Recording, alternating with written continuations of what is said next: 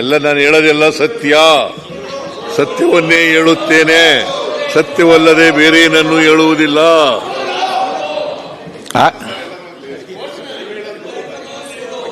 ಮಾನ್ಯ ಅಧ್ಯಕ್ಷರೇ,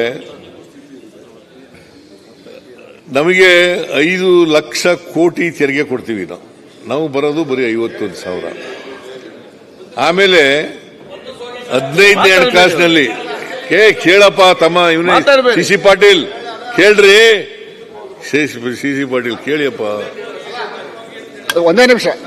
ಸಭಾಧ್ಯಕ್ಷರು ನಮಗಾದ್ರೆ ನೆಕ್ಸ್ಟ್ ಮುಂದೆ ಹೋಗಿ ಅಂತಾರೆ. ಸಿ ಪಾಟೀಲ್ ಅದಕ್ಕೆ ಬೇಸರ ವ್ಯಕ್ತಪಡಿಸಬೇಡಿ. ನೀವು ಮುಖ್ಯಮಂತ್ರಿ ಆಗಿ ಮಾತಾಡಿ, ನಿಮ್ಗೂ ಅಡ್ಡಿಪಡಿಸುವುದಿಲ್ಲ ನಾನು.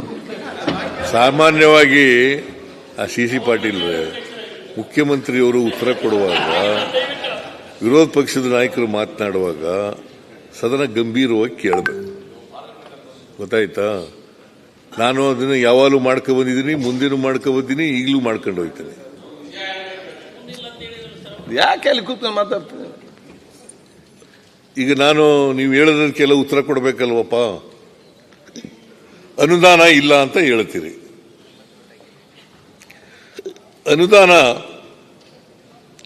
ಆರ್ಥಿಕವಾಗಿ ಇವತ್ತು ಕರ್ನಾಟಕ ರಾಜ್ಯದಲ್ಲಿ ಹೆಚ್ಚು ಅನುದಾನ ಕೊಡಕ್ಕೆ ಸಾಧ್ಯ ಆಗದೆ ಇರೋದು ಯಾರಿಂದ? ನಿಮ್ಮಿಂದ, ಬಿಜೆಪಿಯಿಂದ, ನಿಮ್ಮಿಂದ, ಬಿಜೆಪಿ ಸರ್ಕಾರದಿಂದ, ನಿಮ್ಮಿಂದ, ಬಿಜೆಪಿ ಸರ್ಕಾರದಿಂದ. ಮಾನ್ಯ ಅಧ್ಯಕ್ಷರೇ,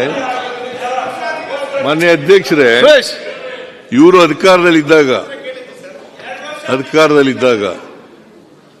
ಎಲ್ಲ ಕ್ಯಾಪಿಟಲ್ ಇನ್ವೆಸ್ಟ್ಮೆಂಟ್ ಮಾಡ್ತಕ್ಕಂಥ, ಅಸೆಟ್ಸ್ ಕ್ರಿಯೇಟ್ ಮಾಡ್ತಕ್ಕಂಥ ಇಲಾಖೆಗಳಿಗೆ ದುಡ್ಡಿಲ್ದೇ ಹೋದ್ರೂ ಕೂಡ 2,70,695 ಕೋಟಿ ಮಂಜೂರು ಮಾಡಿಬಿಟ್ರಲ್ಲ ದುಡ್ಡಿಲ್ದೇನೆ.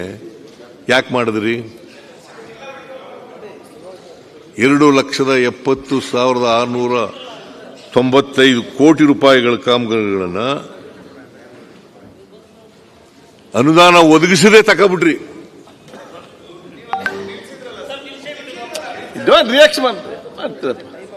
ಅನುದಾನ ಇಲ್ದೇನೆ.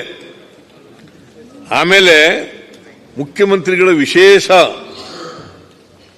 ಅನುದಾನದ ಮೂಲಕ 1,66,426 ಕೋಟಿ ಅನುಮೋದನೆ ಮಾಡಿಬಿಟ್ರು. 1,66,426 ಕೋಟಿ ಮಾಡಿಬಿಟ್ರು.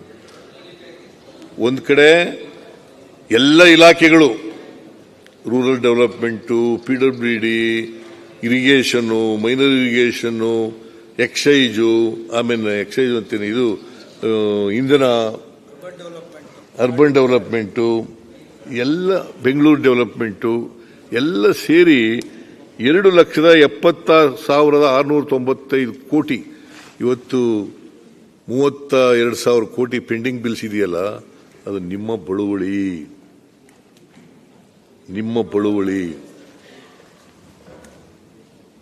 ನೀವು ಮಾಡಿದ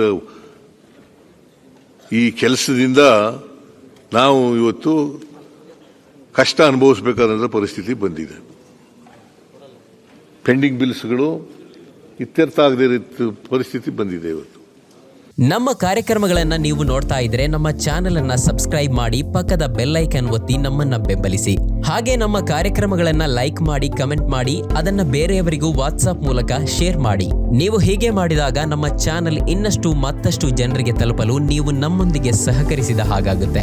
ಇದು ನೀವು ಯಾವುದೇ ಖರ್ಚಿಲ್ಲದೆ ಕೆಲವೇ ಸೆಕೆಂಡುಗಳಲ್ಲಿ ನೀಡಬಹುದಾದ ಸಹಕಾರ. ಧನ್ಯವಾದಗಳು.